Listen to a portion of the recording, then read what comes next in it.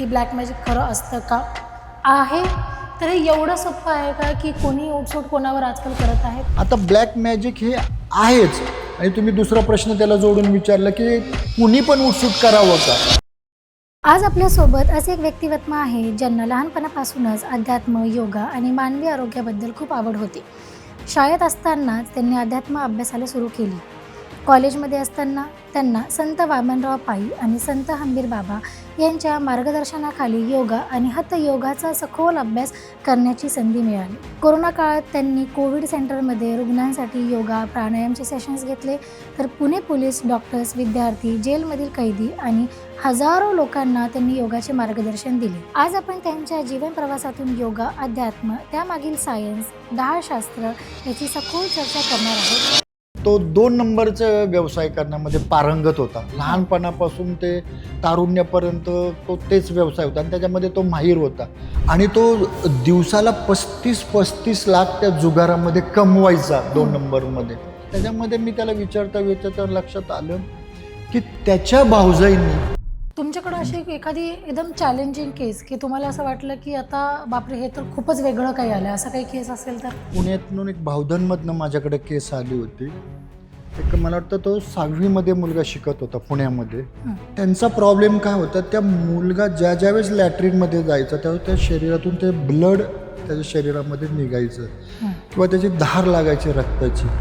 काही असू ते एक गोष्ट हमखास सांगतात की तुम्हाला पितृदोष आहे. त्या कुळामध्ये एखाद्या स्त्रीचा छळ झालेला असतो आणि तिचा मृत्यू झालेला असतो, त्याचे कर्माचं फळ अर्धवट राहिलेलं असतं, ते नेक्स्ट पिढीला मिळतं, त्याला पितृदोष म्हणतात. तर चला स्वागत करूया गुरुदेव दीपक शिळीमकर यांचं.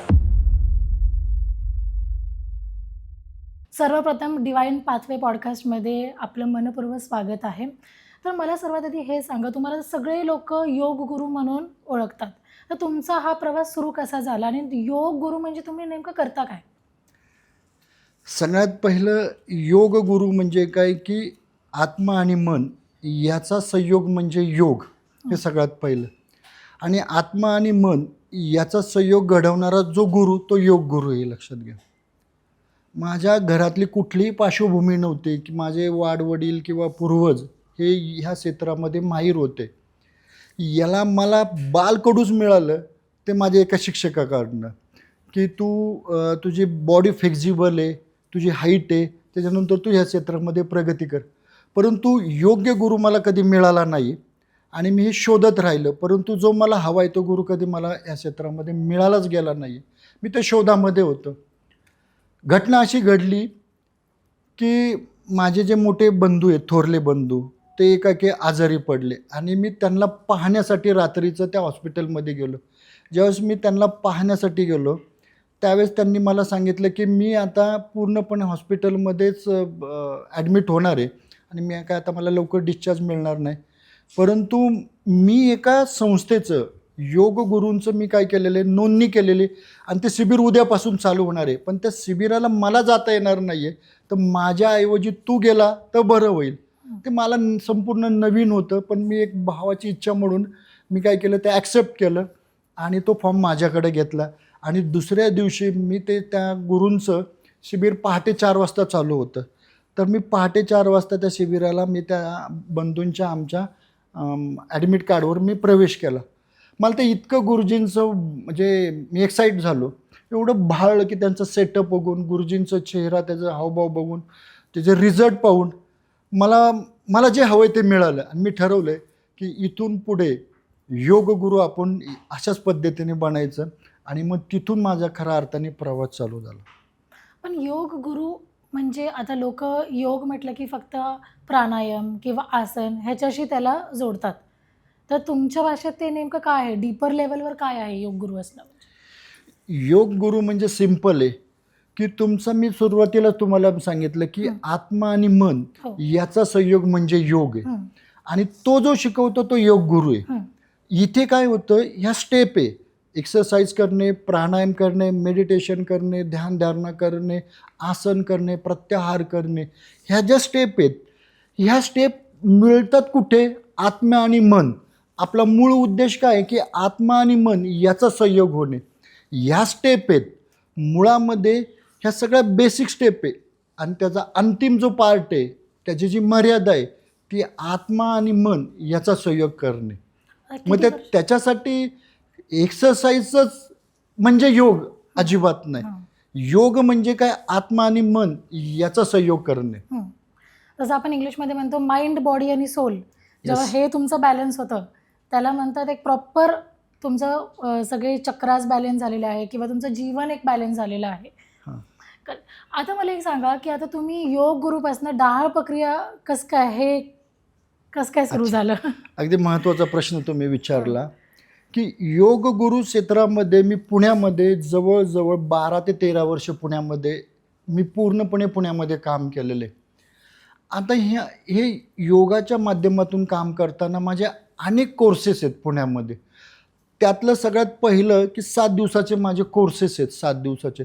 ते फ्री ऑफ कॉस्ट आहे. परंतु ते जे क्लास आहेत ते ब्रह्ममुहूर्तावर चालू होतात. म्हणजे पहाटे कंप्लीट 3:45 वाजता क्लासेस चालू होतात. म्हणजे ते शिबिर चालू होतं. ते फ्री ऑफ कॉस्ट असतं आमचं ते शिबिर. त्या शिबिरामध्ये 7 दिवसाच्या शिबिरामध्ये संपूर्ण टोटली आत्मा आणि मन याचा संयोग कसा घडेल याच्या पद्धतीने आम्ही काय स्ट्रक्चर निर्माण केलेलं आहे. मग कधी एक दिवस आम्ही संगीत मेडिटेशन घेतो, एक वेळेस एक्सरसाइज घेतो, ध्यानधारणा करतो, मेडिटेशनचा पाठ घेतो, त्याच्यानंतर काही संगीत असतं. असे 7 दिवसाचे 7 विविध प्रकार आम्ही माणसांकडनं करून घेतो. 2 तासाचं शिबिर असतं. याला प्रचंड गर्दी होते, प्रचंड पुण्यामध्ये प्रतिसाद मिळतो. 7व्या दिवशी लोक आनंदाने खुश होऊन त्या शिबिराच्या बाहेर पडतात, मनोगत व्यक्त करतात. कारण त्यांच्यामध्ये खूप त्यांच्या स्वभावामध्ये बदल होतो, त्यांच्या बॉडी स्ट्रक्चरमध्ये बदल होतो, माइंड त्यांचं चेंज होतं. हे शिबिर केल्यानंतर माझ्या लक्षामध्ये आलं की लोकांना एक कायमस्वरूपी पाहिजे, हे 7 दिवसापुरतं मर्यादित नाही आहे. म्हणून मी काय केलं, पुण्यामध्ये विविध क्लासेस निर्माण केले, ते सुद्धा फ्री ऑफ कॉस्ट केलेले. त्याला जवळजवळ आज पुण्यामध्ये 9 केंद्र आहेत माझे.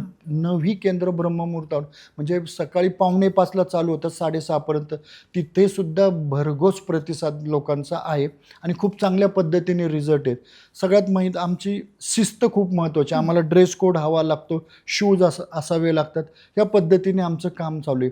त्याच्यानंतर सगळ्यात ते काम करता करता माझ्या लक्षात आलं की लोकांना काय हवं आहे. नुसती एक्सरसाइज नको आहे लोकांना, मेडिटेशन पण नको आहे. कारण जग बदलतं तशी आपली रचनासुद्धा बदलली पाहिजे. त्याच्यानंतर मी विचार केला की लोकांना नक्की काय हवं आहे. त्यावेळेस मी विचार केला की लोकांना एकच पाहिजे की आपलं वेट लॉस होणे खूप गरजेचं आहे. आणि मग त्याच्यावर आपल्याला काय स्टडी करता येईल का म्हणून मी संशोधन केलं. आणि मग मला लक्षात आलं की 7 दिवसामध्ये जर आपण प्रॉपर डाएट केला, मेडिटेशन दिलं आणि लोकांना जर त्याच्यावर फोकस केला की 7 दिवसामध्ये कमीत कमी 4 ते 8 किलो वजन सहज 7 दिवसामध्ये कमी. आणि माझ्याकडं लोकांच्या फाईल्स रिझल्ट आहेत की 9 किलो आम्ही वेट लॉस केले, कुठेही एनर्जी डाऊन न करता. तुमचं जे वर्क आहे, शेड्यूल आहे, त्याच्यामध्ये कुठेही डिस्टर्ब न करता आम्ही 9 किलो वजन कमी केलेले आहेत त्या शिबिरामध्ये. तसं आमचे बायोडाटासुद्धा त्यांचे आमच्याकडे आहेत. अगदी आम्ही ज्यावेळेस ते वेट लॉस शिबिरामध्ये लोकांकडनं प्रवेश घेतो त्यावेळेस त्यांचं संपूर्ण मेडिकल फॉर्म भरून घेतो डॉक्टर, चेकअप. आणि ज्यावेळेस आमचं शिबिर होतं वेट लॉसचं, शेवटच्या दिवशी पुन्हा आम्ही त्यांना मेडिकल चेकअप करायला सांगतो. त्यावेळेस मिरॅकल रिझल्ट लोकांना सापडले. तरीसुद्धा हे काम करता करता माझ्या लक्षामध्ये आलं की अजून लोकांना लवकरात लवकर काय देतं. कारण 7 दिवसाचा वेळ पण खूप असतो, त्याच्यामध्ये त्यांना टाईम द्यावा लागतो. ही खूप क्रिटिकल अवस्था आहेत, अजून मला फास्टमध्ये काय देता येईल म्हणून मी तो विचार केला. त्यावेळेस माझ्या लक्षात आलं अभ्यास करता की आपण जी पूर्वजांनी आपल्याला ढाळ प्रक्रिया देत होते ती जर आपण आत्मसात केली आणि ती लोकांना जर देण्यास सुरुवात केली तर त्याच्याही पेक्षा आपण लवकरात लवकर लोकांचे वेट लॉस करू शकतो. आणि ते करता करता ढाळ जी प्रक्रिया आहे ती मी आत्मसात केली आणि लोकांपर्यंत पोचवण्याचा प्रयत्न केला. जवळजवळ मी तुम्हाला सांगतो की 13,000 लोकांनी माझ्याकडं 8 महिन्यामध्ये लोकांनी त्याचा फायदा घेतला आणि 100% रिझल्ट आहेत. लोक आनंदाने खुश आहेत. कारण जुनं ते सोनं या उक्तीप्रमाणे मी चाललेलं आहे. आणि अजून ढाळमध्ये काही नवीन देता येईल का असं माझं संशोधन आता चालू आहे. बरोबर आहे. पण आता जसं तुम्ही मला सांगितलं की तुम्ही वेट लॉसच्या निगडीत हे सगळं मला सांगितलं, ठीक आहे. पण जसं मी तुमच्या इन्स्टाला रील पाहिलं की ढाळ प्रक्रियेद्वारे तुम्ही बाकी पण गोष्टींचे उपाय करताय, जसं ब्लॅक मॅजिक झाले किंवा कोणी करणी केली आहे, काही भूतबाधा आहे, तर ते त्याच्यात कसं कामी येतं? मला तर आधी हे सांगा की डहाळ प्रक्रियेमध्ये नेमकं होतं काय? तुम्ही काय असं करता? म्हणजे आता मी पाहिले तुम्ही पान वगैरे काहीतरी खायला देता. तर त्याबद्दल थोडक्यात मला आधी सांगा. म्हणजे आमच्या प्रेक्षकांना पण त्याच्याबद्दल थोडं अंदाज येईल की काय आहे नेमकं? पूर्वी काय होत होतं की पूर्वी दळणवळणाचे कुठले माध्यम नव्हते, डॉक्टर्स नव्हते, बरोबर. लोकांकडे ज्ञान नव्हतं, लोकांकडे अज्ञान होतं, लोकांकडे सोशल मीडियाचं कुठलंही माध्यम नव्हतं. लोकांकडे मात्र होतं ते फक्त अज्ञान होतं. हं. आणि लोक त्या काळात सुद्धा आजारी पडत होते, या काळात सुद्धा आजारी पडतातच आहे. त्यावेळेस फक्त ह्या सुविधा नसल्यामुळे वैद्य निर्माण होते आणि ते वैद्य लोक सुदृढ आणि निरोगी रोगमुक्त कसे होतील ह्याच्यासाठी ढाळ देत होते. परंतु त्या वैद्यांच्या पूर्वीच्या लक्षामध्ये आलं की लोक सुदृढ आणि निरोगी होण्यासाठी ढाळ अजिबात घेत नाही. मग ते हुशार होते वैद्य. त्यांनी काय केलं की एक नवीन डोकं लढवलं, आयडिया निर्माण केली की देवाच्या नावाखाली लोकांना जर भीती घातली तर लोक ढाळ घेतील. म्हणून अंधश्रद्धा त्या काळात होती आणि लोकांना एकदा का भीती घातली देवाच्या नावाखाली की लोक ढाळ घेतील आणि म्हणून त्या काळामध्ये भीती घालत होते आणि लोक ढाळ घेत होते. पण वैद्य जे लोक होते ढाळ देणारे त्यांचा उद्देश एकच होता, कारण कोणतीही असू द्या, परंतु उद्देश एकच होता की लोक सुदृढ आणि निरोगी झाले पाहिजे. म्हणून ती ढाळ परंपरा ती ही आत्ता उदयास आलेली. आत्ता या ढाळ प्रक्रियेमध्ये काय होतं की आम्ही जे पानं आहेत त्याच्यामध्ये काही औषधं आम्ही लोकांना देतो. त्याच्यानंतर गरम पाणी प्यायला देतो. गरम पाणी आणि जे पानामध्ये औषध दिलं जातं नागवेलीच्या पानामध्ये, त्याचं कॉम्बिनेशन होतं. कॉम्बिनेशन घेता घेता घेता घेता शरीरातले सगळे जी डिटॉक्सिफिकेशनची क्रिया आहे ती काही कालांतराने उदयास येते आणि ज्वालामुखी थ्रो जसं ज्वालामुखी होते तसं ते बाहेर पडतं उलटीद्वारे.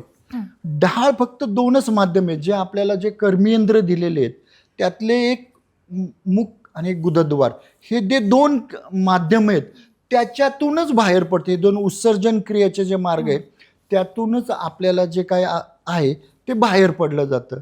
आणि ते पडता पडता असं पण होतं की तुमच्या शरीरातले जे काही वात पित्त कफ आहे त्याचं जे अतिरिक्त प्रमाण आहे ते बाहेर पडतं.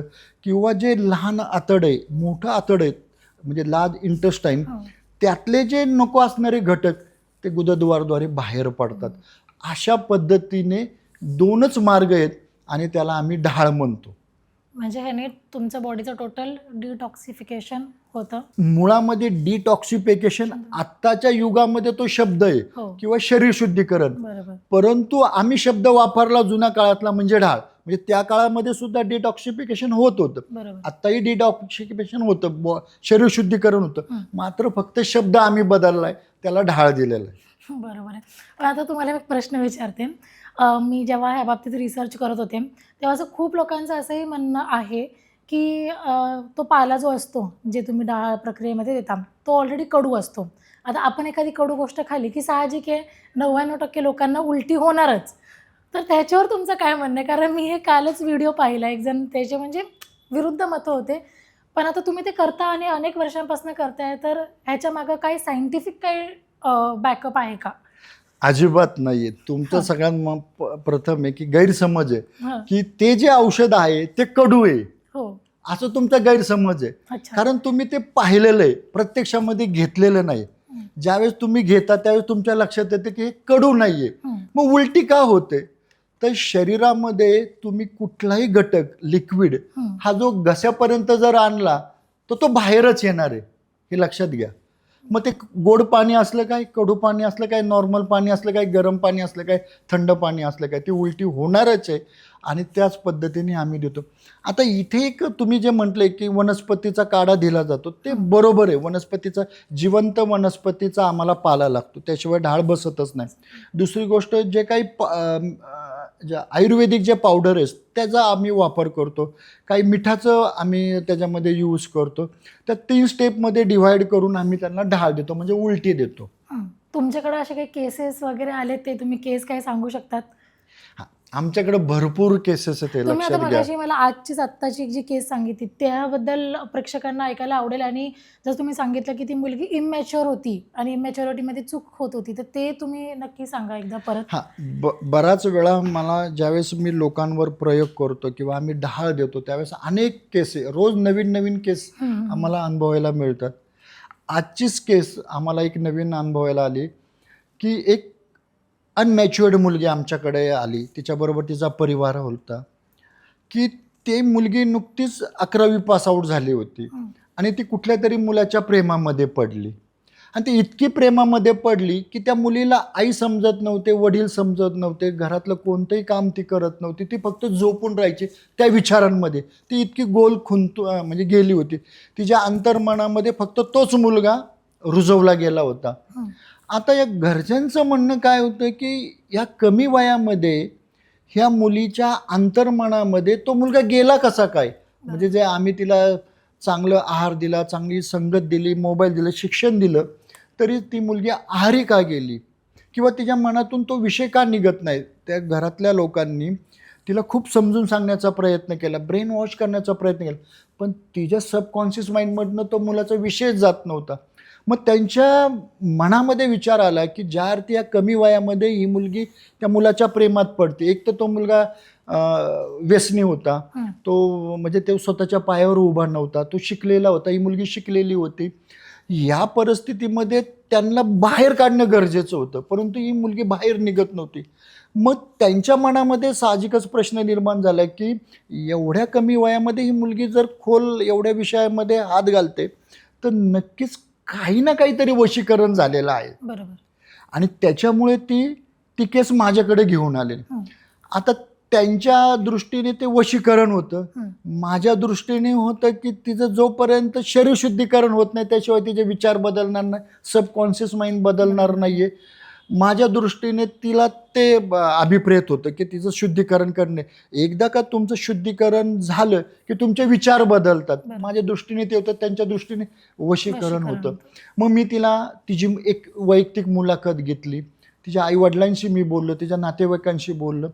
त्यावेळेस माझ्या लक्षामध्ये आले की त्या मुलीची इच्छा आहे की मला त्यातून बाहेर पडायचं आहे, परंतु हे लोक काय करतात, तिला अनेक ठिकाणी घेऊन जातात, अनेक अंगारे उतारे दुफारे करतात. त्यामुळे तिचं जे विचारशक्ती ती एकदम फ्रीज झाली. हां, ती खलास झाली की बाबा तिला ती सुधारत नव्हतं की नक्की मी काय डिसिजन घेऊ. मग मी त्यावेळेस तिला ढाळचं महत्त्व सांगितलं, ढाळ कशासाठी घ्यावा, विधी कशासाठी घ्यावा हे तिला महत्त्व सांगितल्यानंतर तिने मला थंब दिला की गुरुजी जे काय विधी आहेत, जे काय शरीर शुद्धी करण्यासाठी त्या सगळ्या गोष्टी तुम्ही करून घ्या. आणि ज्यावेळेस मी हे सगळं केलं त्यावेळेस त्या मुलीचे विचार बदललेत आणि तिने मला सगळ्यांच्या समोर सांगितलं की मी माझ्या करिअरवर फोकस करेल, ज्यावेळेस करिअर अचीव करेल त्यावेळेस मी नंतर डिसिजन घेईल. आणि तो प्रश्न सुटला. बरोबर. आता हा जो रिझल्ट आहे असा अंदाजे किती वेळात येतो का लगेच येतो, 1 तास 2 तासात, या वेळ लागतो याला? कारण तसं मी सुद्धा सांगू शकत नाही, लक्षात घ्या. डिपेंड करते. हां, कारण तुमचा प्रश्न किती ग्रहण आहे, तुमच्या सबकॉन्शियस माइंडवर तो किती प्रश्न आत्मसात झालेला आहे किंवा त्यांनी किती खोली आहे त्या प्रश्नांची. त्याच्यानंतरनं अनेक व्यक्ती आहेत, त्यांना अनेकांना आम्ही ढाळ देतो, परंतु सगळ्यांना जर समान ढाळ दिली तर सगळ्यांना लगेच रिझल्ट मिळत नाही, कारण व्यक्ती तेवढ्या प्रकृती आहेत. त्याच्यामुळे त्याचं रिझल्टचं किती प्रमाणे हे मी सुद्धा सांगू शकत नाही, परंतु एवढं मात्र सांगतो की ढाळ दिल्यानंतर त्याचं शुद्धीकरण होतं. ज्यावेळेस शुद्धीकरण होतं त्यावेळेस त्याचे विचार बदलतात, माइंड बदलतात. ज्यावेळेस माइंड बदलतं त्यावेळेस डिसिजन मेकिंग पॉवर वाढते. बरोबर आहे. कारण आपण असंही म्हणतो ना, आपलं सबकॉन्शियस माइंड CPU सारखं असतं, त्याच्यामध्ये जी CD आपण टाकणार तसंच सगळं प्ले अगदी होणार. बरोबर आहे. तुम्ही नेगेटिव्ह टाकलं, फीड केलं तर तसंच होणार. आता एक केस माझ्याकडे अशी चॅलेंजिंग आली होती की तिघंजण माझ्याकडे आले होते. एक मुलगा, त्याची आई, त्याचे वडील, तिघंजण माझ्याकडे आले होते. त्यांचा प्रॉब्लेम काय होता की कोणी ना कोणीतरी आमच्या ब्लॅक मॅजिक केलेली म्हणून ते माझ्याकडे आले होते. त्यांचा विषय काय होता की गुरुजी, मी ज्यावेळेस ऑफिसमध्ये जातो, चांगल्या म्हणजे तो बजाज टेम्पोमध्ये चांगल्या पदावर मॅनेजर होता, अच्छा. त्याला ते मेसेज पडायचे की तुझ्या घरामध्ये सिलेंडरचं रेग्युलेटरचं झाकण बाहेर पडलेलं आहे, तुझ्या दरवाजावर लिहिलेलं आहे की आज कोणी प्रवेश करू नये. तुझ्या बाईकची गाडी तशीच राहिलेली आहे. हं, तुझ्या घराची खिडकी आहे ती ओपन राहिलेली आहे. हं. असे मेसेज त्याला फॉरवर्ड व्हायचे. तो विचार करायचा की मला हे मेसेज का फॉरवर्ड होतात. तो त्याच्या बायकोला फोन करायचा हं. की खरंच तू पहा बरं सिलेंडरचा रेग्युलेटर निघालेला आहे का. तर ती बायको पाहायची तर रेग्युलेटर निघालेला असायचं. तो म्हणायचा की दरवाजावर काही लिहिलेलं आहे का पाहुणे बरं आपल्या डोरवर.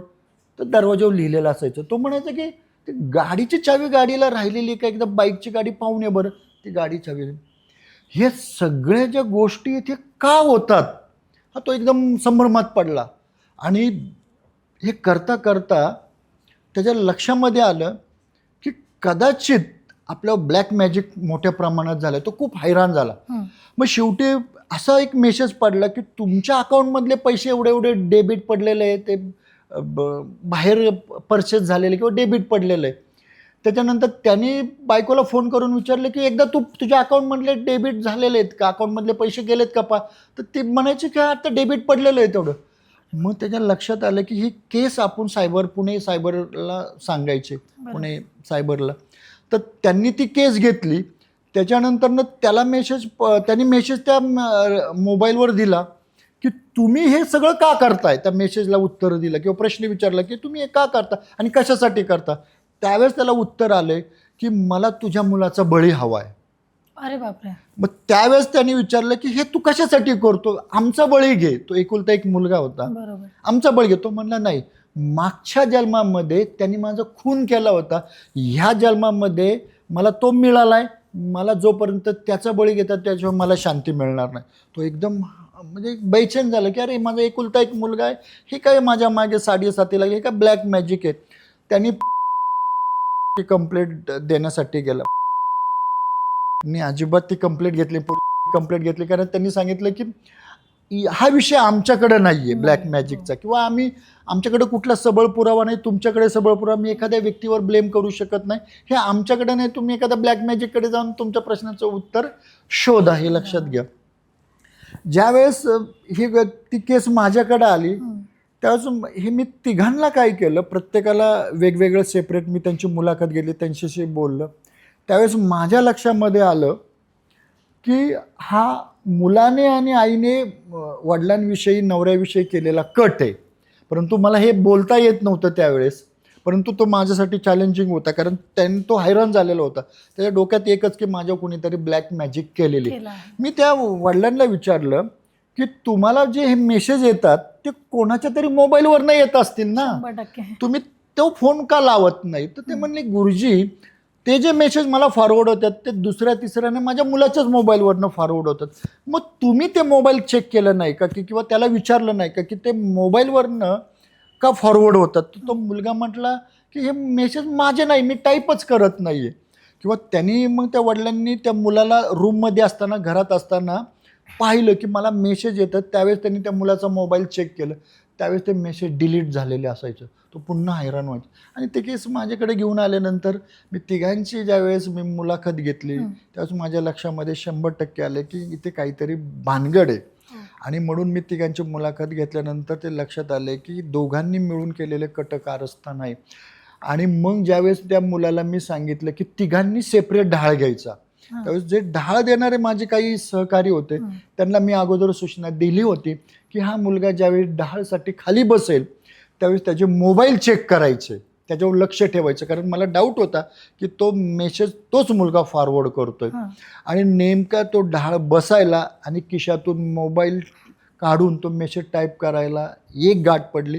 आणि माझ्या सहकार्याने तो मोबाईल पकडला आणि ते कुठलेही मेसेज त्या दिवशी फॉरवर्ड झालेले नाही माझ्या लक्षामध्ये आले. कारण मी ते मेसेजवर दोन्ही मोबाईलवर मेसेजवर मी लक्ष ठेवून होतो. त्याच्यानंतर मी तिघांनाही सांगितलं ढाळ घेतल्यानंतर की एक काम करा तुमच्या तिघांच्याही मोबाईलला आजच्या दिवस माझ्याकडे ठेवा आणि मला बघू द्या हा कोण मेसेज फॉरवर्ड करतोय. पण ते तिघही तयार झाले नाहीत. त्यांनी वेगवेगळे तिघांनी कारणं दिली. आणि मग ते माझ्या लक्षामध्ये आले की हे 100% कटकारस्थान आहे. परंतु तरीसुद्धा मी ते त्याच्या वडिलांशी बोललो नाही. मग मी वडिलांना दूर केलं आणि मी त्या दोघांना सांगितलं जर तुम्ही खरं नाही सांगितलं ते खरं मला समजलेलं आहे तर मी तुमच्यावर ब्लॅक मॅजिक करेन. आणि ते दोघंही घाबरले. कारण ज्या अर्थी मी त्यांना सांगितलं जर मी एखाद्याला खाण्यातून घातलेलं काढू शकतो तर मी 100% मी तुमच्यावर विधी सुद्धा करू शकतो. ते घाबरले. त्यावेळेस मला त्यांनी मार्मिक उत्तर दिले की गुरुजी, ज्यावेळेस हा मुलगा माझ्या पोटामध्ये होता, गर्भामध्ये होता, त्यावेळेस ह्या मनुष्याने माझ्यावर खूप अत्याचार केलेले आहेत. आणि तेच ते जेव्हा मुलगा जन्माला आला, तो जन्मल्यापासून मोठा होईपर्यंत तेच विचार त्या मुलामध्ये मी ढकलले की तुझ्या वडिलांनी किती अन्याचार, आणि त्याचा परिणाम त्याच्या अंतर्मनावर झालं. आणि दोघांच्याही त्या बापाविषयी, नवऱ्याविषयी मत दूषित झालं आणि त्यांनी तो प्रकार केला. आता इथे मला एक जाणवतं की ह्या भूमिकेमध्ये वडिलांच्या जागेवर जर तुम्ही उभे राहिले तर तुम्ही म्हणाल की दिस इज द ब्लॅक मॅजिक. बरोबर. मुलांच्या आणि आईच्या जागेवर जर उभे राहिले की तुम्ही म्हणणार की हे कट कारस्थान आहे. आणि माझ्या जागेवर उभं राहिलं की हे कुठेही कट कारस्थान नाहीये, की इथे फक्त ह्यांचं माइंड चेंज करणं गरजेचं आहे. लक्षात घ्या, तुम्ही काय घेता यावर अवलंबून आहे श्रद्धा आणि अंधश्रद्धा. बरोबर. आणि त्याच्यानंतरनं मी त्यांना जाता जाता वडिलांना हेही मी सांगितलं की तुम्हाला असा मेसेज फॉरवर्ड होईल की तू कुठल्याही गुरुकडे जा, कुठल्याही बाबाकडे जा, आम्ही तुझ्या मुलाचा बळी घेणार, जे करायचं ते करणार. अशाच पद्धतीने जो माझ्याशी रिलेटेड आहे तो मेसेज पडणार, तुम्ही तो फक्त मेसेज मला फॉरवर्ड करा रात्रीचं.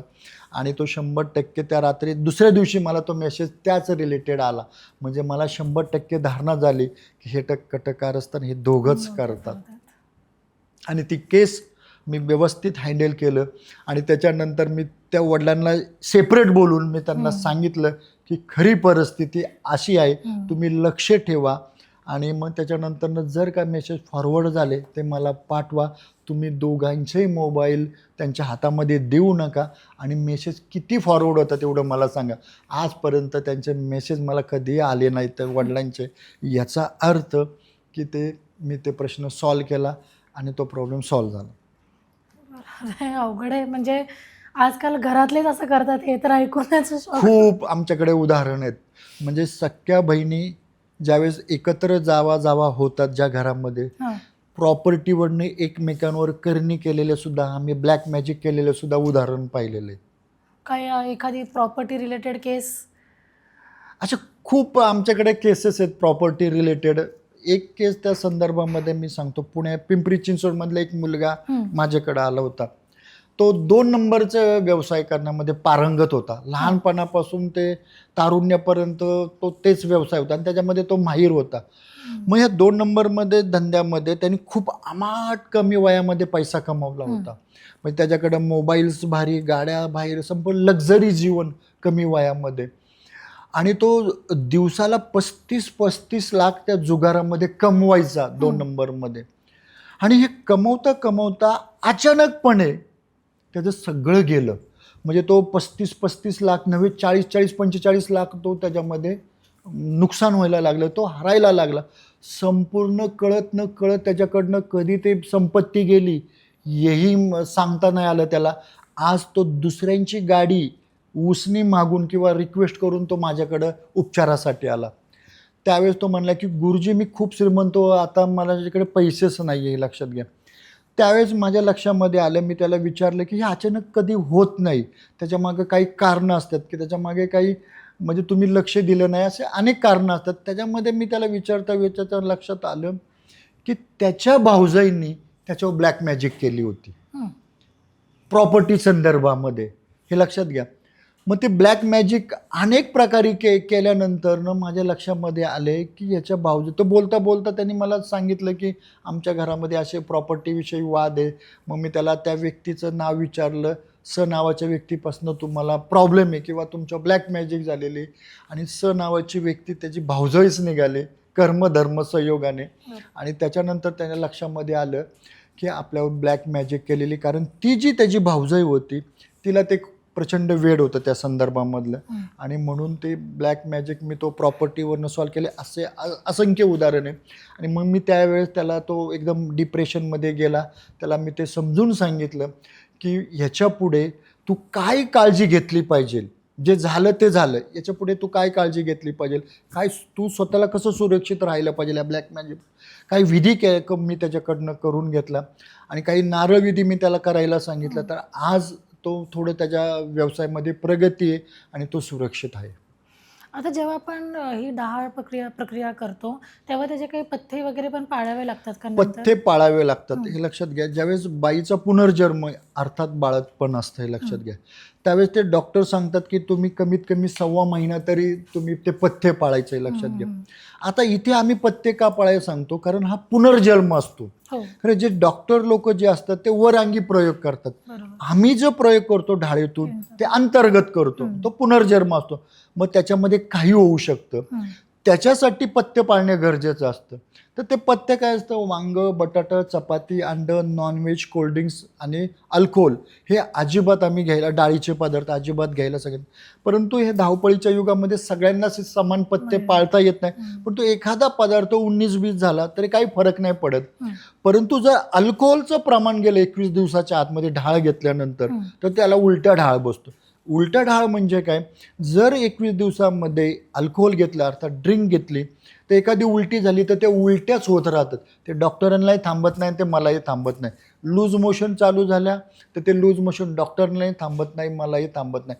परंतु 21 दिवसानंतर जर अल्कोहोल त्याच्या शरीरामध्ये गेलं तर फारसा काही फरक पडत नाही. म्हणून आम्ही काळजीपूर्वक त्यांना सांगतो की अल्कोहोल अजिबात तुम्ही घ्यायचं नाही. तुम्ही जे पदार्थ जे मी सांगितले त्यातला 19-20 झाला तरी चालेल, पण पथ्य पाळण्याचं खूप महत्त्वाचं आहे आणि गरजेचं आहे. त्याशिवाय रिझल्ट मिळत नाही किंवा त्याशिवाय परिणाम होत नाही त्याचा ढाळीचा. आता तुम्ही जसं मला सांगितलं की 21 दिवसाच्या कालावधीत कोणी अल्कोहोल पिली तर तुम्ही काय करू शकत नाही, डॉक्टरही काय करू शकत नाही. अगदी मग बरोबर तशा आहे. वेळी त्या व्यक्तीचं काय? एक तर मी सुरुवातीला सांगितलेलं असतं, त्याबद्दल मी मार्गदर्शन केलेलं असतं की जर चुकून जर अल्कोहोल तुम्ही घेतलं, एक पेग घेतला चुकून सुद्धा, तर त्याला मी जबाबदार नाही. बरोबर. तसे आम्ही फॉर्म सुद्धा भरून घेतो, कन्सेंट. हां, की त्याला मी जबाबदार नाही. आणि समजा घेतलंच तर त्याला पर्याय काय, तर मी अगदी सांगतो तुम्ही माझ्याकडे या, तर माझे काही रेमेडी आहेत त्यांच्याकडनं करून घेतो आणि त्या उलट्या आणि ते लूज मोशन थांबल्या जातात. पण तो शक्यतो मी सांगत नाही आहे की माझ्याकडे उपचार आहेत, कारण लोक घेऊन पाहतील. हो, त्याच्यामुळं मी काही सांगत नाही. परंतु एखादी केस जर त्या बाबतीमध्ये झाले तर मी काही त्यांच्याकडनं रेमेडी करून घेतो आणि त्या उलट्या आणि ढाळ फक्त एक घेऊ नये म्हणून मी त्यांना मनामध्ये भीती घालत भीती असतो. असली पाहिजे. आणि ऑब्व्हियसली माझ्या लक्षामध्ये आले की जे लोक 21 दिवस दारू घेत नाही ते कायमचे दारू घेत नाही, कारण त्यांच्या मनामध्ये ते त्याच्याबद्दल विचारच येत नाही. हो, नाही तो ते एक तसं- मला एक फायदा होतो. हा, ते तसं म्हणतात पण ना की जसं आता तुम्ही सबकॉन्शियस माइंडबद्दल खूप बोलले, मला ते फार आवडलं की तुमच्या शरीराला एखादी गोष्टची सवय टाकायची असेल तर ती फक्त तुम्ही 21 दिवस करायची हा. आणि 21 दिवसानंतर एक तर ती सवय लागून जाते आयुष्यभरासाठी किंवा ती सुटती. हां, मग बराच वेळा असं झालेलं आहे हां, की माझ्याकडे येऊन लोकांचे दारू का बंद होतात, तर मी त्यांना सगळ्यात पहिलं की 21 दिवस तुम्ही दारू प्यायचे नाही. मला माहिती आहे 21 दिवस दारू नाही प्यायला की त्याचे कायमचे दारू बंद होते. तो एक मला फायदा प्रकर्षाने जाणवला. म्हणून 21 दिवसाचा तर मी त्यांच्यावर भीती घालतोच आहे. नाही बरोबर, भीती घातली पाहिजे. नाहीतर लोक आजकाल म्हणजे त्यांना असं पथ्ये पाळणं वगैरे ते असलं प्रकार आजकाल राहिले नाही.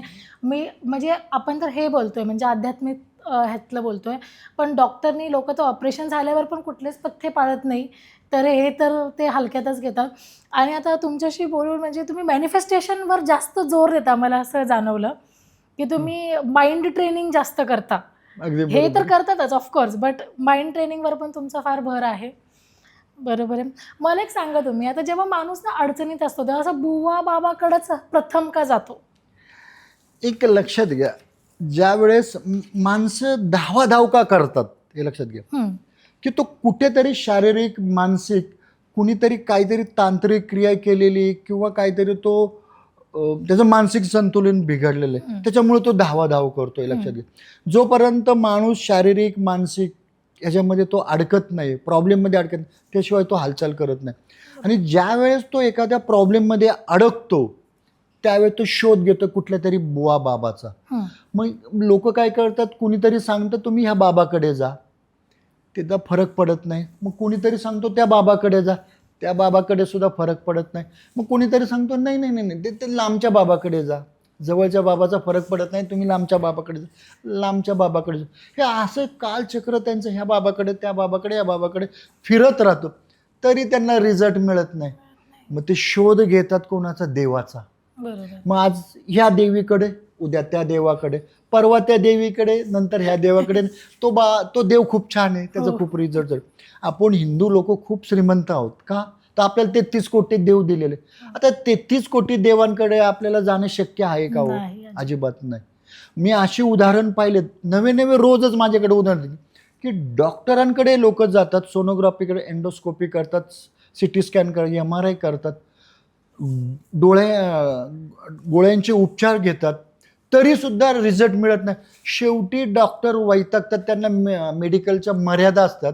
डॉक्टरच उलट म्हणतात आमचं संपूर्ण उपचार पद्धती बंद पडले, तुला रिपोर्ट नॉर्मल येतात, तू कुठल्या तरी बाबाच्याकडे जा, तिथे जाऊन तू पहा. कारण हे सगळे उपचार करून नॉर्मल रिपोर्ट का येतात? जिथे परिणाम आहे तिथे काही ना काहीतरी कारण आहेतच ना. लोकांना त्रास तर होतोय, डॉक्टरी उपचार तर संपलेले आहेत, रिपोर्ट तर सगळे नॉर्मल आहेत. मग ते आमच्यासारख्यांचा आधार घेतात, हे लक्षात घ्या. आणि ज्यावेळेस हे आधार घेता घेता कुठेच उत्तर मिळत नाही, त्यावेळेस मला एक प्रश्न पडला की जर हे बुवा बाबा देव ह्यांच्याकडं फरक पडत नाही, तर परिणाम आहे तिथं काही ना काहीतरी कारण आहे, मी सांगितलेलं आहे. पण नक्की कोण आहे असा की ज्याचा तुम्ही फेऱ्यातून बाहेर पडू शकतात? ते म्हणजे तुमच्या घरातले चालते बोलते देव, म्हणजे तुमचे आई वडील. हा माझा प्रॅक्टिकली अनुभव आहे मॅडम, की तुम्ही कुठल्या देवाकडे जाऊ नका, कुठल्या बाबाकडे जाऊ नका. तुमच्या घरात जे चालते बोलते आई वडील आहेत, त्यांच्याकडनं जर विधियुक्त जर पूजा केली, त्यांच्याकडनं जर काही कार्यसिद्धीला नेलं, तर 8 पौर्णिमा होण्याच्या अगोदरच तुम्ही त्या फेऱ्यातून बाहेर पडलेले असतात. आणि मी जे सांगतो, कुठल्या बाबाकडे जायला सांगत नाही, कुठल्या देवाकडे जायला सांगत नाही, तर मी सांगतो तुम्ही तुमच्या आईची पूजा करा, बरोबर. तुम्हाला ती आई तथास्तु म्हणेल. आणि माझ्याकडे असंख्य रिझल्ट आहेत की 8 पौर्णिमेच्या आत ते फेऱ्यातून बाहेर पडलेलं आहे. पण या आई वडिलांकडे लोक का जात नाही? कारण आई वडील सहज मिळतात. निसर्गाचा नियम आहे की जे सहज आणि सुलभ मिळतं त्याची व्हॅल्यू समजत नाही. आई वडील आपल्याला सहज मिळतात. ज्यावेळेस आईच्या उदरातून बाहेर जन्म होतो, तो आईला त्रास होतो, आपल्याला त्रास होत नाही, त्याची किंमत कळत नाही. बरं, ह्या जगामध्ये अजूनपर्यंत कुणीच सांगितलेलंच नाहीये की आई वडील हे चालते बोलते देव. आम्ही आज कुठल्या बुवा बाबाकडे जातो, एका मूर्तीला तुम्ही देव मानता, त्याला अभिषेक चढवता, त्याला भोग चढवतात. त्या निर्जीव वस्तूला जे जे काय करता ते तुम्ही तुमच्या घरच्यांच्या आई वडिलांसाठी करा. 8 पौर्णिमेच्या आतमध्ये तुम्ही फरक पडलेला दिसतो. आणि मी ते लोकांकडनं करून घेतले, अतिशय खूप चांगले रिझल्ट आहे. कारण परमेश्वराने आपल्याला त्यांना प्रत्येकाकडे लक्ष देणे शक्य नाहीये, म्हणून त्याच्या रूपाने आपल्याला आई वडील म्हणून जन्म दिलेला आहे परमेश्वराने, आणि तेच खरे परमेश्वर आहे. आणि म्हणून मी लोकांना खरा देवाची जाणीव करून देतो. आणि 100% त्या फेऱ्यातून, मग तो शारीरिक असो, मानसिक असो, किंवा तुम्ही कुठल्या फेऱ्यामध्ये अडकला असेल, 8 पौर्णिमेच्या आतमध्ये तुम्ही सही सलामत बाहेर पडता. खऱ्या देवाची मी ओळख करून देतो. नाही, बरोबर आहे. मला याच्यावरच अजून एक गोष्ट आठवली, की हेच जसं लोक बुवा बाबाकडं वगैरे जातात, तर जास्त एक काही असू नसू ते एक गोष्ट हमखास सांगतात की तुम्हाला पितृदोष आहे. म्हणजे त्याच्याबद्दल तुमचं काय म्हणणं आहे? पितृदोष असतोच, त्याच्याबद्दल अजिबात दुमत नाहीये. त्याचं कारण आहे, वारसा हक्काने आजोबाची जी संपत्ती असते ती नातवाला मिळते का? नाही, मिळतेच. तसंच जर वारसा हक्काने आपण संपत्तीचे वारसदार ठरतो, तसंच तद्वत त्याच पद्धतीने जे आपले वंशज आहेत त्यांनी काही दुष्कर्म केलेले असतात, त्याचे दोष आपल्याला लागतात. त्यालाच पितृदोष म्हणतात, हे लक्षात घ्या. आणि पितृदोष का लागतो माझ्या लक्षामध्ये आले, लोकांनाच पितृदोष पितृदोष, परंतु त्याचं मूळ कारण काय आहे, पितृदोष का लागतो, ते माझ्या लक्षामध्ये आलं अभ्यासामध्ये, की त्या कुळामध्ये एखाद्या स्त्रीचा छळ झालेला असतो आणि त्याचा मृत्यू झालेला असतो, त्याचे कर्माचं फळ अर्धवट राहिलेलं असतं, ते नेक्स्ट पिढीला मिळतं, त्याला पितृदोष म्हणतात. यातनं मुक्त होण्यासाठी काय उपाय? पितृदोषला मुक्त होण्यासाठी विधियुक्त जे आपले पूर्वज आहेत जिवंत, त्याची विधी करणे, त्याची पूजा करणे, किंवा त्यातून तुम्ही बाहेर पडता. दुसरा एक मी त्याला पर्याय सांगतो, की जे अनाथ मुलं आहेत, ज्याला आई नाही वडील नाहीत, अशा मुलांना तुम्ही जीवनावश्यक वस्तूचे दान करा, म्हणजे पितृदोषातून तुम्ही बाहेर पडता. ह्याच्यासाठी कुठे नाशिकला जायची गरज नाहीये, कुठे होम हवन करायची गरज नाहीये. तुम्ही 100% अनाथ मुलांना जर तुम्ही मूलभूत गरजांचं दान धर्म केला तर पितृदोषातून तुम्ही बाहेर पडतो. जसं की शिक्षण त्यांचं करणं किंवा त्यांना हां, अभ्यासाची अन्न पुस्तकं वस्त्र वगैरे निवारा ज्या आणणं. मूलभूत हो. गरजा आहेत त्या गरजांपैकी एखादं दान धर्म केला की पितृदोषातून तुम्ही आठ पौर्णिमा जर तुम्ही दान केलं तर बाहेर पडतं. हो नाही, कारण आजकाल लोक फसवतात. 40, 50, 60 हजार रुपये घेतात, ती पूजा काहीतरी करतात. आपल्याला तर त्या पूजामधलं काही माहिती नसतं, पुढचा माणूस काय करताय, पण तरी त्यांना त्यातनं काही मुक्ती भेटत नाही. मी तर छान. पुण्यामध्ये मी पाहिलंय की जे बुवा बाबा आहेत किंवा हं. जे स्वतःला गुरु समजतात हां, या क्षेत्रामधले, हां. ते नुसते अंगारे उतारे काढण्यासाठी 17 ते 21 हजार रुपये फी घेतात. हो, मला सांगा तुम्ही की जर मला खाण्यातून दिलं असेल हं. फॉर एक्झाम्पल, हो, तर ते माझ्या लहान आतड्यामध्ये किंवा मोठ्या आतड्यामध्ये जाईल. ते बरोबर. माझ्या अंगावरनं तुम्ही किती अंगारे उतारे लिंबू काढले तर माझ्या मोठ्या आतड्यातनं ते कसं बाहेर पडेल उदित अंगारे उतार्याने. उलट मी असा अभ्यासक्रमामध्ये पाहिले माझ्या प्रॅक्टिकलमध्ये की तुम्ही जेवढे अंगारे उतारे नारळ तुम्ही त्या अंगावरनं काय एखाद्या स्त्रीच्या तुम्ही काढता तेवढ्या स्त्रियांचे बुद्धी भ्रष्ट झालेले मी उदाहरण पाहिलेत. का असं होतं तर अनेक उतारे काढून काढून त्याची जी भीती आहे ती सबकॉन्शियस माइंडमध्ये जाते, त्या क्रियेची भीती सबकॉन्शियस माइंड जातात, ती भीती मनावर तशीच राहते आणि त्यांची बुद्धी काम करत नाही. बऱ्याच स्त्रियांच्या बाबतीमध्ये पाहिलं आणि त्यावेळेस मी पहिला प्रश्न विचारतो की तुमच्या कोणी अंगारे उतारे काढलेत का, तर ते 100% सांगतात की गुरुजी आमच्यावरनं उतारे काढलेले आहेत. त्याला सायकोलॉजी रिझन आहे की ती भीती त्या क्रियेचे सबकॉन्शियस माइंडमध्ये भीती वाटते. जातेच हे लक्षात घ्या. त्याच्यामुळे अंगारे दुपारे काढून कधी माणसं बरे होत नाही. त्याच्यासाठी तुमचा ओरा चेंज झाला पाहिजे बस. बरोबर आहे. त्याच्यासाठी आम्ही नजर दोष काढून देतो. हं, हं, हं. आता तुमच्याकडे जेव्हा कोणी येतं प्रॉब्लेम घेऊन, तर त्याची एक प्रोसेस काय आहे? म्हणजे तुम्ही कसं काय स्टेप बाय स्टेप कसं पुढे जाता? काय आधी बघितलं जातं वगैरे? तेवढं. सगळ्यात पहिलं आम्ही काय करतो की म्हणजे आमच्याकडे ज्यावेळेस साधक लोक येतात सगळेजण, तर त्यावेळेस सगळ्यात पहिलं 1.5 तासाचं माझं मार्गदर्शन होतं लोकांना सगळ्यांना. त्या मार्गदर्शनामध्ये मी त्यांना समजून सांगत असतो की ढाळ प्रक्रिया म्हणजे काय. हं. त्याच्यानंतर मी त्यांना सांगत असतो की श्रद्धा काय आणि अंधश्रद्धा काय ह्याच्याबद्दल लोकांना मी समजून सांगत असतो. त्याच्यानंतर मी त्यांना समजून सांगत असतो की खरा देव काय, आणि त्याच्यानंतर मी समजून सांगत असतो की माझ्याकडे काय उपचार केले जातात. बस 80% ज्यावेळेस मी लोकांना ज्ञान देतो त्यावेळेस त्यांना समजतं नक्की आपल्याला काय झालं ना आपण काय करायचं. 80% तर इथेच लोक बरे होतात. फक्त जे 20% असेल ते काय माझ्या विधी असतात आणि ढाळ यातून ते बरे होतात हे लक्षात घ्या. त्याच्यामुळे सगळ्यात पहिलं आल्यानंतर त्यांचं ब्रेन वॉश करतो. हं. त्यांना जे गैरसमज हे दूर करतो, अंधश्रद्धा दूर करतो, सगळ्यात महत्त्वाची त्यांच्या मनातली भीती दूर करतो. बस माझं काम झालं. आता अंधश्रद्धेवरनंच माझा दुसरा प्रश्न होता, की आजकाल जेव्हा आपण एक पारंपरिक किंवा आध्यात्मिक गोष्टी बोलल्या जाती, तर लोकं फक्त त्याला अंधश्रद्धेचं नाव देऊन त्याचं हे करतात, म्हणजे ते रद्द करून टाकतात ती गोष्ट. आता अंधश्रद्धा तुम्ही नेमकं दूर कशी करतात ते सांगा थोडक्यात? सगळ्यात पहिलं की श्रद्धा असावी, हां. पण ती डोळस असावी, ती अंधश्रद्धा नसावी हे लक्षात घ्या. मग आता बराच वेळा मला सांगितलं जातं की गुरुजी तुम्ही अंधश्रद्धेचं काम करता का, हां. असं मला प्रश्न विचारला जातो. तर त्यांना मी सांगतो अजिबात नाही. कसं ते मी त्यांना समजून सांगतो की समजा काही लोक देवाच्या दर्शनासाठी जातात का तर त्यांची श्रद्धा असते. बरोबर. काही लोक देवाच्या दर्शनासाठी जात नाही. त्यांना तुम्ही काय म्हणणार, श्रद्धा की अंधश्रद्धा? त्या व्यक्तींच्या बाबतीत त्यांची श्रद्धा नसते म्हणून ते जात नाही. हं. काही लोक माझ्याकडे येतात उपचारासाठी कारण त्यांची श्रद्धा आहे. काही लोक माझ्याकडे येत नाही उपचारासाठी, त्यांची ती अंधश्रद्धा असते. तुम्ही काय घेता, किती श्रद्धाने येतं, किती विश्वास ठेवता त्यावर श्रद्धा आणि अंधश्रद्धा. असं परफेक्ट कोणी सांगू शकत नाही की ही अंधश्रद्धा आहे आणि ही श्रद्धा आहे. तो प्रत्येकाचा भाव जो आहे त्याच्यावर श्रद्धा आणि अंधश्रद्धा ठरते. बरोबर आहे. पण मी 90% लोकांना म्हणजे आत्तापर्यंत जेवढे मी लोकं बघितलेत, जे अंधश्रद्धा त्यांची असते ह्या गोष्टीमध्ये, की नाही हे काही नाही आहे, हे ढोंग आहे सगळं, फसवतात, पैशासाठी करतात. शेवटी मी त्या लोकांना हेच करताना पाहिलेलं आहे, देवाच्याच मंदिरात जाताना पाहिलेलं आहे, हेच उपाय करतात शेवटी. पण आधी असंही म्हणू शकतो की प्रत्येकाच्या लाईफमध्ये आयुष्यामध्ये एक फेज असती. तो आधी अंधश्रद्धा ठेवतो, पण नंतर अशा काही गोष्टी घडतात की शेवटी त्यांना चरणी यावंच लागतं. हा मी सुरुवातीला सांगितलं की माणूस ज्यावेळेस अडकतो ना हो. तो सगळ्यांचा आधार घेतो.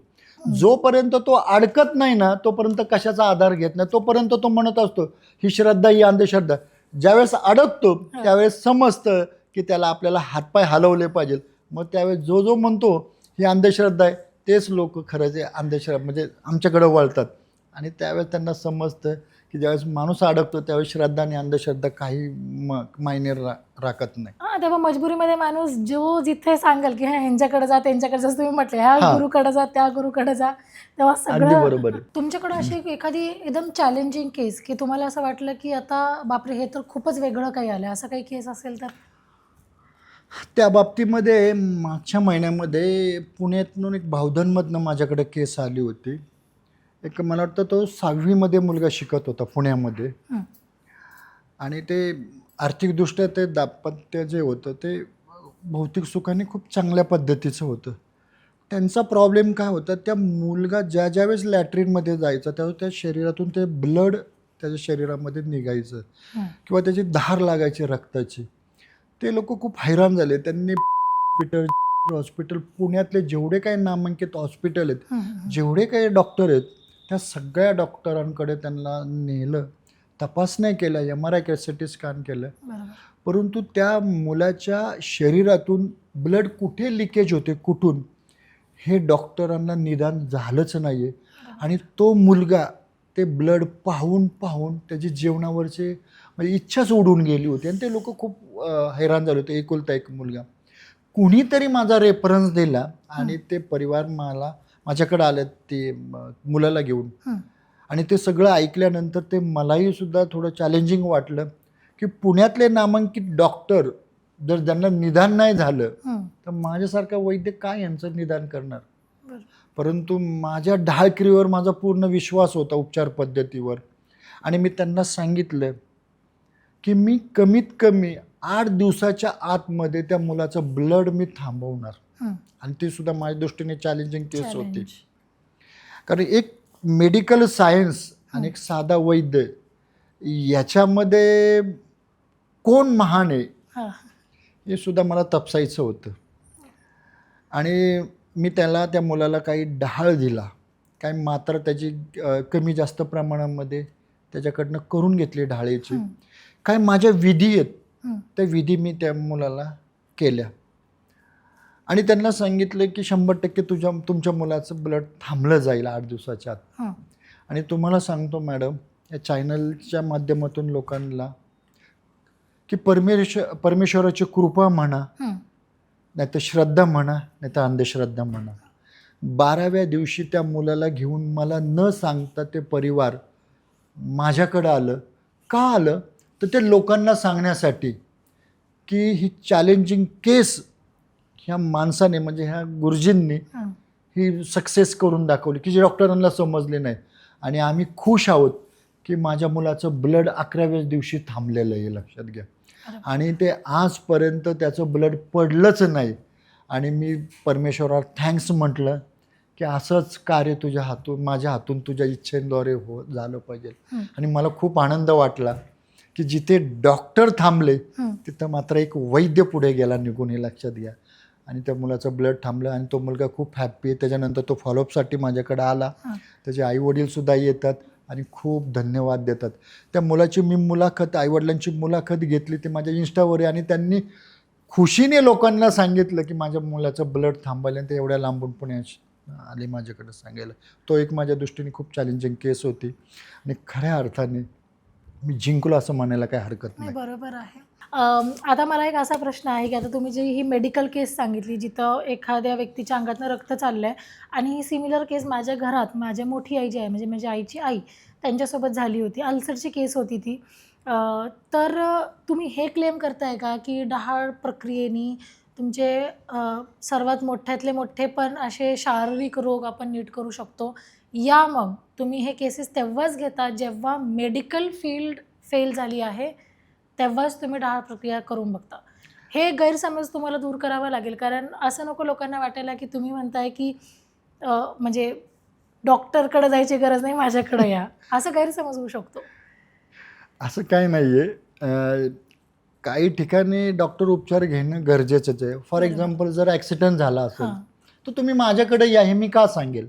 तुम्ही ऑब्व्हियसली डॉक्टरांकडे डॉक्टरकडे जाऊन जा, उपचार हो. घेतले पाहिजे, ते लक्षात घ्या. शारीरिक आणि मानसिक जे काही विकार आहेत हं, त्या विकारासाठी आम्ही आहोत, ते लक्षात घ्या. हं, आणि डॉक्टरांना मर्यादा येते, लक्षात घ्या. हं.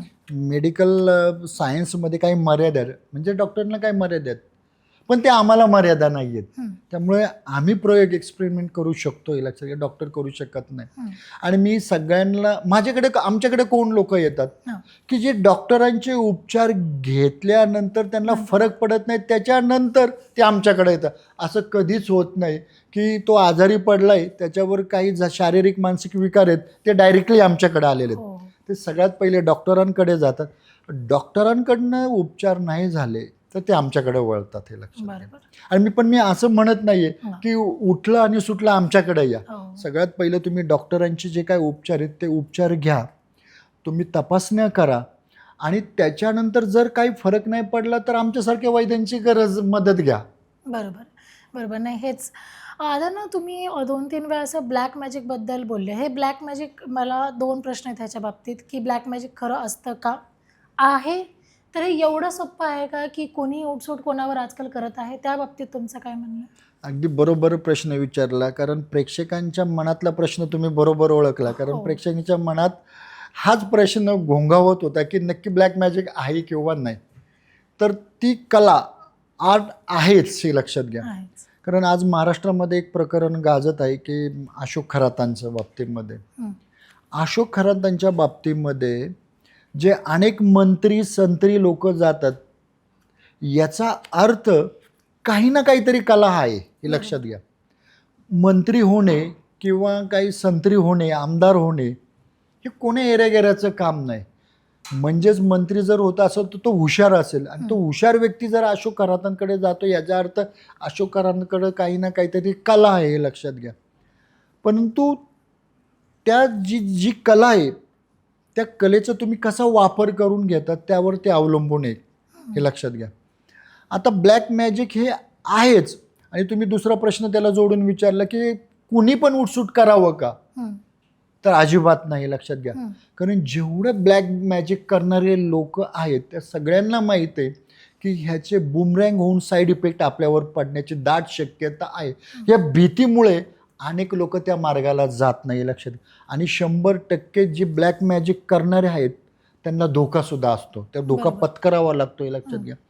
आणि ह्या आज काय होतं, सोशल मीडियाच्या माध्यमातून लोकांपर्यंत जे ज्ञान आहे त्या ब्लॅक मॅजिकच्या अघोरी क्रियेच्या बद्दल, ते लोकांना सहज उपलब्ध झालेलं आहे. हो. पूर्वी सोशल मीडियाचं ज्ञान नव्हतं, नॉलेज नव्हतं, लोक त्याबद्दल अनभिज्ञ होते. आज सोशल मीडियाच्या माध्यमातून लोकांना ज्ञान समजू लागले, त्यामुळे आज गल्लीबोळात ब्लॅक मॅजिक करणारे आहेतच, हे लक्षात घ्या. त्यामुळे तुम्ही समजू नका की ब्लॅक मॅजिक नाही, आहेत, फक्त त्यातले धोके आहेत. बरोबर आहे. बरोबर आहे. डहाळ प्रक्रियेतून मारणसारखी क्रिया पण नीट होऊ शकते? होऊ शकते, ह्याच्यामध्ये लक्षात घ्या. ज्या अर्थी मारक क्रिया करणारा आहे त्या अर्थी ते चक्रव्यूह भेदणारे सुद्धा आहेत. हो. त्याच्यामुळे ते मारक क्रिया काढणारे सुद्धा व्यक्ती आहेत, हं. आणि ते निघू शकते, हे लक्षात घ्या. ते चक्रव्यूह भेदण्याचं सायन्स काही लोकांकडे आहे.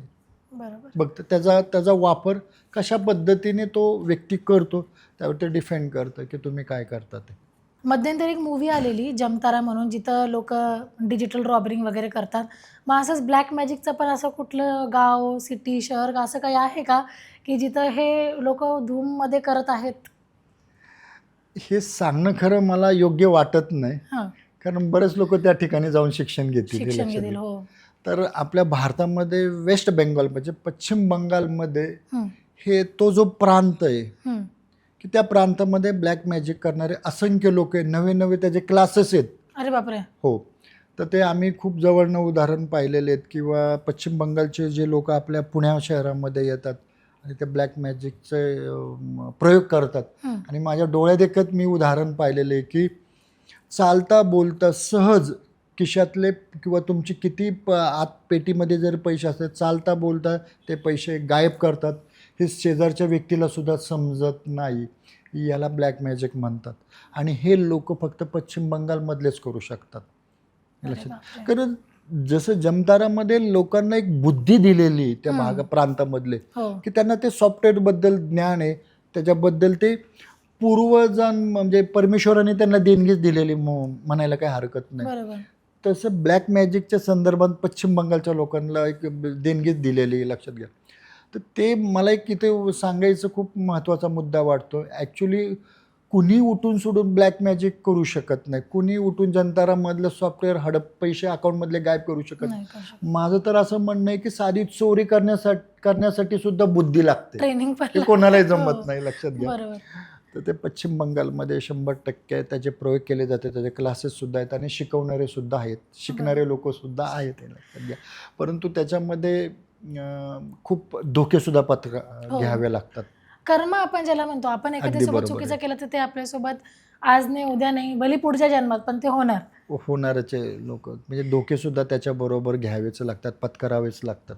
बरोबर आहे. तुमच्याकडे असं मॉडर्न एज्युकेटेड लोकांचे पण केसेस येतात का? कारण त्या लोकांचा खूप वेळा असं असतं की विश्वासच नसतो या गोष्टींमध्ये, किंवा त्यांना असं वाटतं की काय नाही, पैशासाठी वगैरे आहे. तर अशी काय आहे का केस? मी सुरुवातीलाच सांगितलं प्रेक्षकांना की माणूस ज्यावेळेस अडकला की तो हालचाल करतो. मग तो माणूस अशिक्षित असू नाही तर तो शिक्षित असू. आजचंच माझ्याकडे एक उदाहरण आलं की माझ्याकडे एक लेडीज आली. ती योगा टीचर होते आणि ती व्यवसायाने डॉक्टरसुद्धा होते. तिच्या लाईफमध्ये एक प्रसंग निर्माण झाला की ज्यावेळेस तिचं लग्न झालं, ज्यावेळेस तिला पहिली मुलगी झाली, तर त्यावेळेस तिच्या नवऱ्याने तिच्याकडं डिवोर्सचं प्रकरण सादर केलं कोर्टामध्ये. काही कारणास्तव त्यांचे काही वादविवाद झाले असतील त्या कारणाने, आणि त्या दोघांचा हे डिवोर्स झाला. कोर्टाने तो मान्य केला आणि डिवोर्स झाला.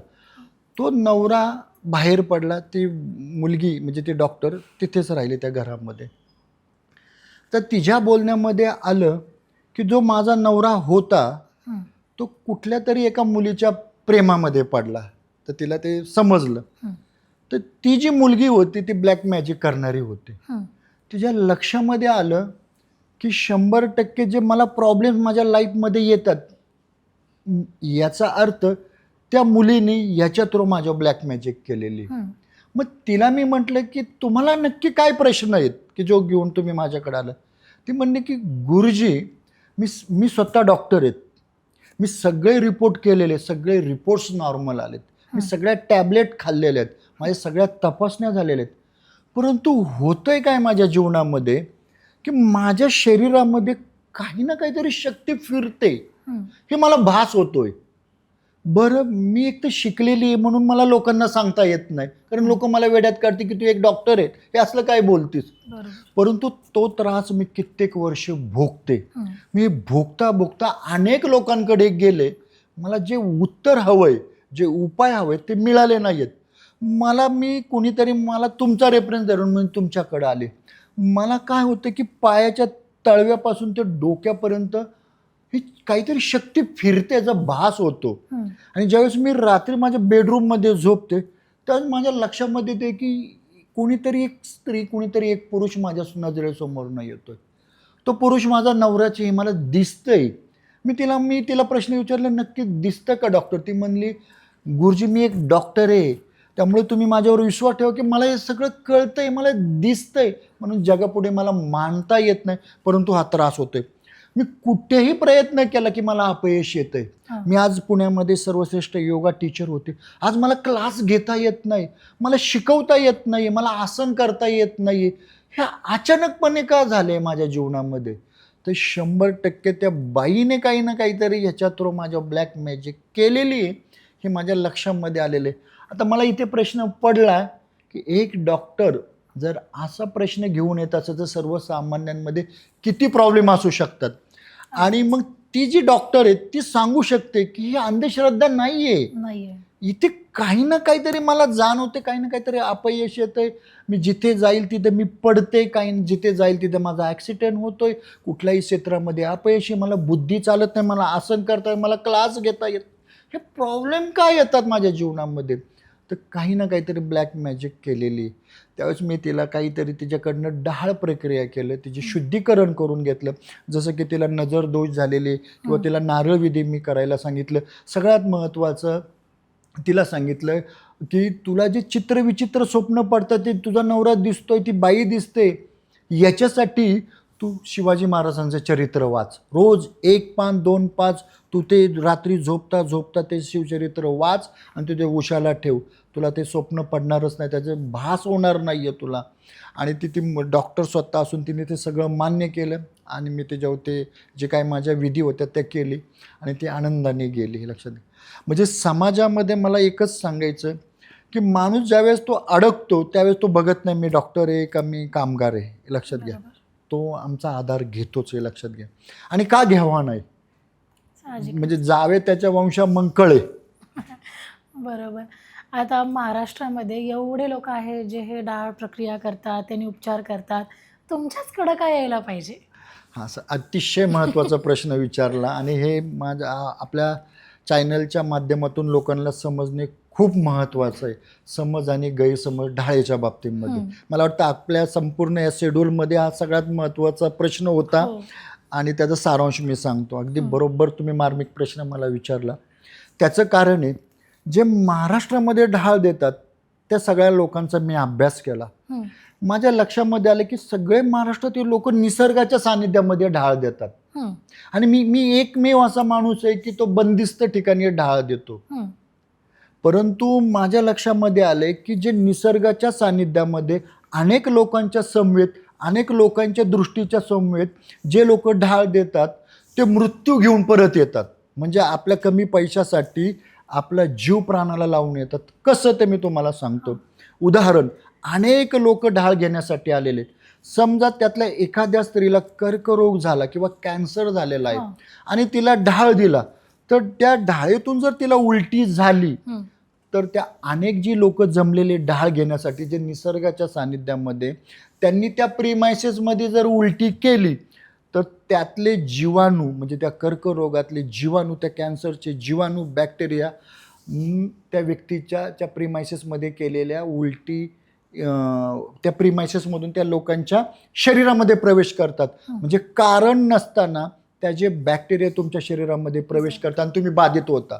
दुसरी गोष्ट मला प्रकर्षाने जाणवली, समजा अनेक लोक आहेत आणि एखाद्या स्त्रीवर एखादं वशीकरण केले किंवा तांत्रिक क्रिया, अघोरी क्रिया केली आणि तिला ढाळ दिला आणि तिने उलटी केली, तर बाकीच्या लोकांनी त्या प्रिमायसेसमध्ये जर उलटी केली, त्या लोकांना माहीत नाही की जेव्हा तांत्रिक क्रिया केली तर त्यात अघोरी क्रियेचे, वशीकरणाचे जे निगेटिव्हिटी त्या माणसाच्या शरीरामध्ये प्रवेश करतात डोळ्यांच्या मार्फत, ती व्यक्ती बाधित होते.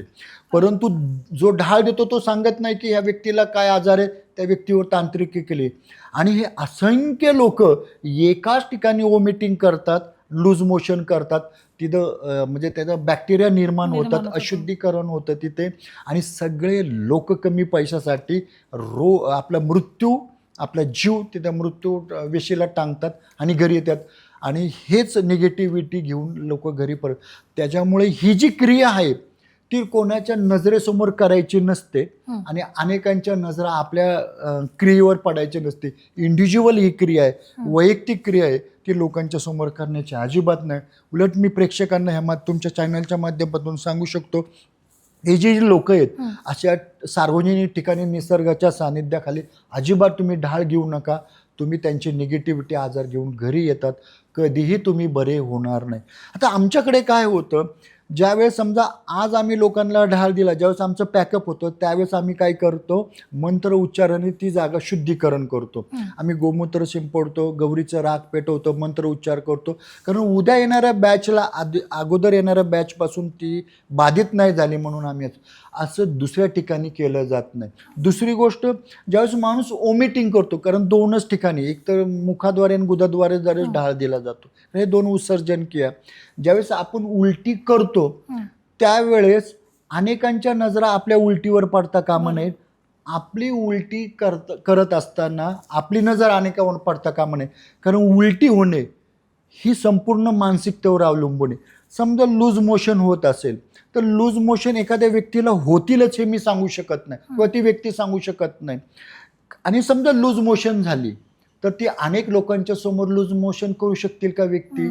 एखाद्या स्त्रीला लूज मोशन लागलं, ढाळ खालून बसला, लूज मोशन खालनं सुरुवात झाली तर ते अनेकांच्या समोर ती स्त्री करू शकेल का लूज मोशन? कारण ही संपूर्ण मानसिकतेवरती बंदिस्त ठिकाणी असले पाहिजे. दुसरी मला एक गोष्ट प्रकर्षाने जाणवली की ढाळ क्रिया ही वैयक्तिक दिली गेली पाहिजे आणि आमच्याकडे वैयक्तिक दिली जाते. अनेकांच्या नजरा त्या ढाळ प्रक्रियेवर पडून देत नाही. आम्ही शुद्धीकरण केलं जातं म्हणून लोक आमच्याकडे येतात. त्यामुळं मी तुमच्या चॅनलच्या माध्यमातून लोकांना, प्रेक्षकांना सांगू इच्छितो, कमी पैशासाठी आपला जीव गहाण ठेवू नका. कारण शरीर साक्षात परमेश्वर, शरीराची किंमत पैशात होऊ शकत नाही. जर मी जर आव्हान केलं, मी 5 करोड रुपये देतो, मला फक्त तुमचे 2च डोळे द्या, कोणीही तयार होणार नाही. ह्याचाच अर्थ असा की पैशामध्ये शरीराची किंमत होऊ नका. मी नम्र विनंती करतो प्रेक्षकांना, अशा सार्वजनिक ठिकाणी कमी पैशामध्ये अजिबात ढाळ घ्यायला जाऊ नका. तुम्ही बाधित होणारच आहे 100%. साहजिकच की एक गोष्टीचा उतारा करायला गेले 4 गोष्टी सोबत घरी अगदी घेऊन बरोबर आहे, आले. अगदी बरोबर आहे. बरोबर आहे. आणि काही लोक असे पण आहेत ना, तर ढाळ प्रक्रिया ऑनलाईन काहीतरी युट्यूबला बघणार वगैरे, घरच्या घरी स्वतःच काय, असं पण होऊ शकतं का? असं एखादं समजा, आता माझंच उदाहरण आपण घेऊया. माझ्या इंस्टावर रील्स पडतात कशा पद्धतीने ढाळ. हां हां. कृपया घरी घेण्याचा अजिबात प्रयत्न करू नका. त्याचं कारण आहे, कारण कधी कधी लूज मोशन करताना, ढाळ करताना तुमच्या सबकॉन्शियस माइंडवर ताबा राहत नाही. मग ते ढाळीची मात्रा किती असावी, किती द्यावी, तुमची नाभी सेट आहे का अपसेट आहे, तुमचा ओरा सेट आहे का अपसेट आहे, हे सगळं पाहिलं जातं. त्याच्यानंतरच ढाळ दिला जातो. आणि जर हे न तपासता जर तुम्ही घरी प्रयोग केला तर 100% जीवितहानी होण्याची दाट शक्यता आहे. म्हणून मी प्रेक्षकांना विनंती करतो, असे घरगुती प्रयोग करू नये. बरोबर आहे ना, एक्सपर्ट जे आहेत त्यातले प्रोफेशनल अगदी बरोबर त्यांच्याच आहे. ते केलं पाहिजे. आता एक शेवटचा माझा तुमच्यासाठी एक प्रश्न आहे की आता आजकालचं एवढं धावपळीचं जीवन आहे, तर तुमचं काय म्हणणं आहे की तुमची आपली मानसिक, शारीरिक आणि आध्यात्मिक जी आहे संतुलन ठेवण्यासाठी आपण काय केलं पाहिजे? तुमचं आजकालचं युवांसाठी, आपले जे आता व्ह्युअर्स आहेत, सबस्क्रायबर्स आहेत, त्यांसाठी काय तुम्ही एक निरोप देणार, गायडन्स काय देणार? मी सगळ्यात पहिलं सांगेल की ब्रह्ममुहूर्तावर उठावे, एक्सरसाइज करावे, नाम जप करावे, योग्य आहार विहार करावा, योग्य आराम करावा, चांगल्या लोकांच्या संगतीमध्ये राहावे, चांगले विचार करावेत. हे जर तुम्ही पालन केलं तर 100% तुम्हाला कधी माझा दरवाजा ठोकवण्याची वेळ येणार नाही. बरोबर, अगदी बरोबर. गुरुजी, फार छान वाटलं तुमच्याशी बोलून आणि तुम्ही एवढ्या छान गोष्टी सांगितल्या आणि एवढ्या महत्त्वाच्या गोष्टी सांगितल्या. नक्कीच आपल्या सबस्क्रायबर्सला आणि व्ह्युअर्सला फार आवडलेले असणार आहे. तुम्ही नक्की कमेंट करून सांगा की तुम्हाला कुठला भाग आवडलेला आहे आणि पार्ट 2 करायची माझी तर इच्छा आहे, पण तुम्ही तुमचा ह्या पॉडकास्टमधला आवडता पार्ट कुठला तो कमेंट करून सांगायचा आहे. आणि नक्कीच गुरुजी, थँक्यू, तुम्ही आले, खूप छान वाटलं. नमस्कार. धन्यवाद. तुमचंही खूप मनापासून धन्यवाद की तुम्ही एक वेगळा विषय घेऊन प्रेक्षकांच्या समोर आले आणि ती मांडण्याची मला संधी दिली. त्यामुळं माझ्यातर्फे तुमच्या चॅनलला नतपूर्वक नमस्कार. धन्यवाद.